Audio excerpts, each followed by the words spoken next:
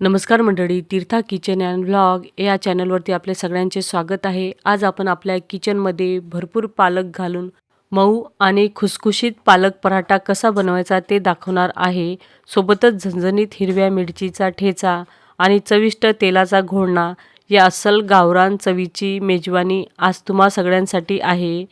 मस्त गरमागरम खुसखुशीत असे पालक पराठे, त्यावर हिरव्या मिरचीचा झणझणीत ठेचा आणि तोंडी लावण्यासाठी हा आपला तेलाचा घोळणा आणि दही अप्रतिम असा बेत होतो। चला तर याला लागणारे साहित्य पाहूया। पराठ्याला लागण्यासाठी साहित्य: हिरवी मिरची, लसूण, कोथिंबीर आणि इथे मोठी जुडी पालकाची घेतलेली आहे। तर पालक आणि कोथिंबीर आपल्याला स्वच्छ धुवून बारीक चिरून घ्यायची आहे। त्यानंतर त्यामध्ये लागणारे मसाले पाहूया: बेसन, ओवा, कसुरी मेथी, 1 वाटी दही, चवीनुसार मीठ, जिरे, धनेपूड आणि हळद हे साहित्य आपल्याला या पालकाच्या पराठ्यामध्ये टाकण्यासाठी लागणार आहे। सर्वप्रथम आपण ठेच्यासाठी मिरच्या भाजून घेऊया। तर मिरच्या चांगल्या स्वच्छ धुवून घेतल्या। यावरती थोडंसं तेल टाकून हलके डाग येईपर्यंत आपल्याला ह्या मिरच्या भाजून घ्यायच्या आहेत।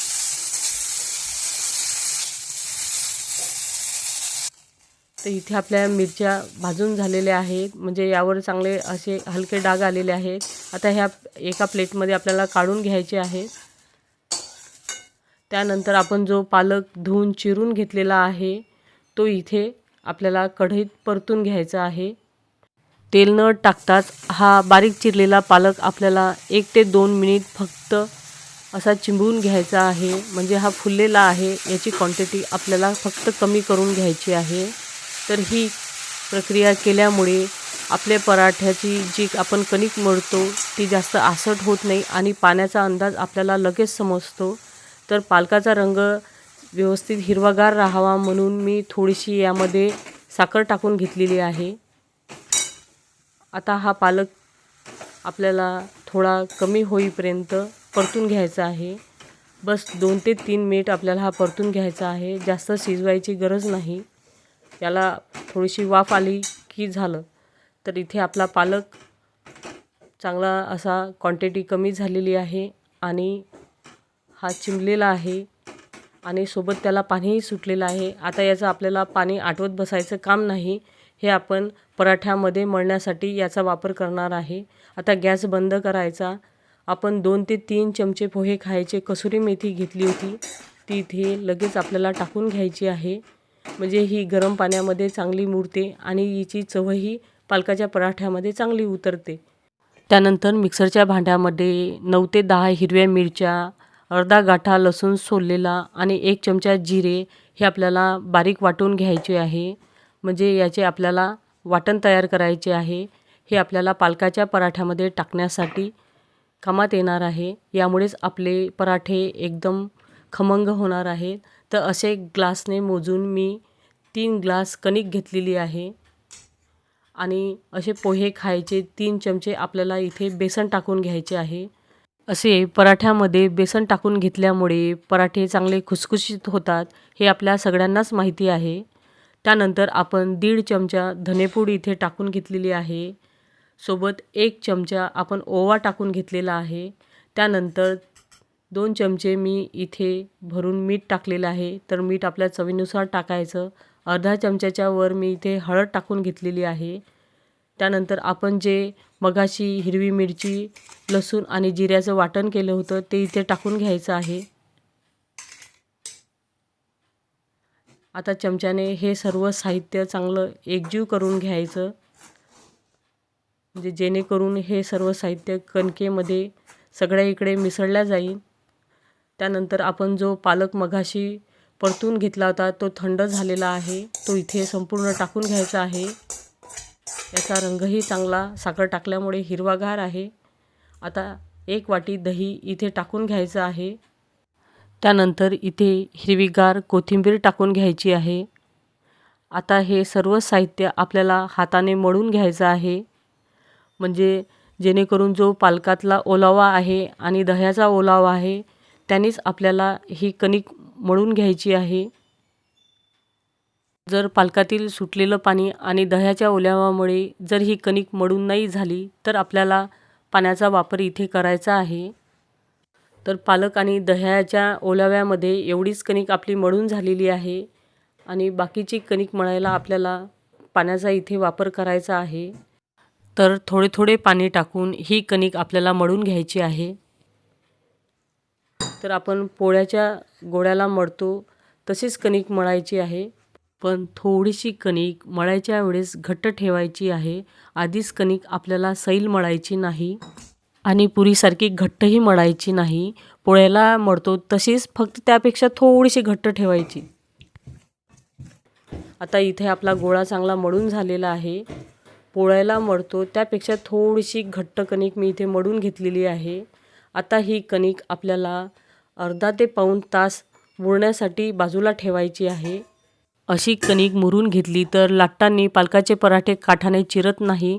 तर अर्ध्या ग्लासाच्या कमी आपल्याला इथे पाणी गोळा भिजवण्यासाठी लागलं आहे. त्यानंतर मिक्सरच्या भांड्यामध्ये भाजून थंड केलेल्या हिरव्या मिरच्या आपण टाकून घेतलेल्या आहेत. 7 ते 8 लसणाच्या पाकळ्या टाकून घेतल्या. अर्धा चमचा जिरे टाकून घेतले आणि मीठ टाकून घेतले. आता याला आपल्याला आबडधोबड वाटून घ्यायचं आहे. तर इथे हिरव्या मिरच्याचा ठेचा तयार आहे. यावर हिरवीगार कोथिंबीर घालायची आणि पालकाच्या पराठ्याबरोबर झणझणीत आपला हा हिरव्या मिरचीचा ठेचा तयार आहे. इथे आपल्या पालकाच्या पराठ्याच्या गोळ्याला भिजून पाऊण तास पूर्ण झालेला आहे. तर गोळा चांगला भिजलेला आहे आणि मऊ झालेला आहे. तर पाऊण तास मी इथे भिजत ठेवलं तर आपला गोळा अजिबात आसट झालेला नाही. थोडासा तेलाचा हात घेऊन हा गोळा आपल्याला चांगला मळून घ्यायचा आहे. गोळा चांगला मळून घेतल्याने पालकाचे पराठे छान जसे वाटले तसे आपल्याला पातळ जाडे लाटल्या जातात आणि काठाने विशेष करून चिरले जात नाहीत. चांगले गोल गरगरीत असे पराठे लाटल्या जातात. आता पराठ्याचा गोळा आपल्याला पराठा कितपत लहान किंवा मोठा पाहिजे त्यानुसार घ्यायचा आहे. आता पोळीला जशी आपण त्रिकोणी चाकी करतो त्याचप्रमाणे आपल्याला इथे चाकी करून घ्यायची आहे. पुरी एवढी पोळी लाटून घ्यायची. तिला आधी संपूर्ण तेल लावून घ्यायचं, दुमडून घ्यायचं. दुमडल्यानंतर परत तेल लावायचं. थोडीशी कणिक भुरभुरायची आणि पलटी करून त्याची त्रिकोणी चाकी आपल्याला करून घ्यायची आहे. आता घोळणामध्ये घोळून घ्यायची आणि छान पोळी लाटतो त्याप्रमाणे काठाने आपल्याला ही गोल लाटून घ्यायची आहे. तर पराठा लहान किंवा मोठा ठेवणे हे आपल्यावर आहे आणि किती प्रमाणात पातळ किंवा जाड ठेवायचा तेही आपल्यावर आहे. तर या प्रकारे मी हा पहिला पराठा लाटून घेतलेला आहे. तर अजिबात पराठा फाटला नाही आणि फुटला नाही. आता तवा इथे गरम झालेला आहे. तव्यावरती थोडंसं तेल टाकून घेतलं आणि पालकाचा पराठा टाकून घेतला. पहिली साईड शेकून घेतली. आता पोळी ज्याप्रमाणे शेकतो त्याचप्रमाणे हा पराठा आपल्याला शेकून घ्यायचा आहे.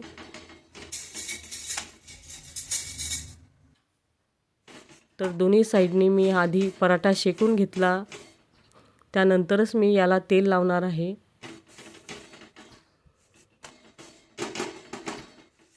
तर इथे आपला पराठा संपूर्ण शेकून झालेला आहे. आता यावरती आपल्या आवडीनुसार तेल लावून घ्यायचे आहे. तर तेलाऐवजी तुम्ही तुपाचा किंवा लोण्याचाही वापर इथे करू शकता. तर हा पराठा चांगला आपल्याला खरपूस असा शेकून घ्यायचा आहे. तर इथे आपले खुसखुशीत असे पालकाचे पराठे तयार झालेले आहेत. हा पराठा थंड झाल्यावरही नरम लुसलुशीत राहतो. तर अशाच प्रकारे आपल्याला बाकीच्याही गोळ्याचे पराठे लाटून घ्यायचे आहे. तर परत एकदा मी सांगते, जशी पोळीला आपण चाकी करतो त्याचप्रमाणे इथे चाकी करून घ्यायची आहे.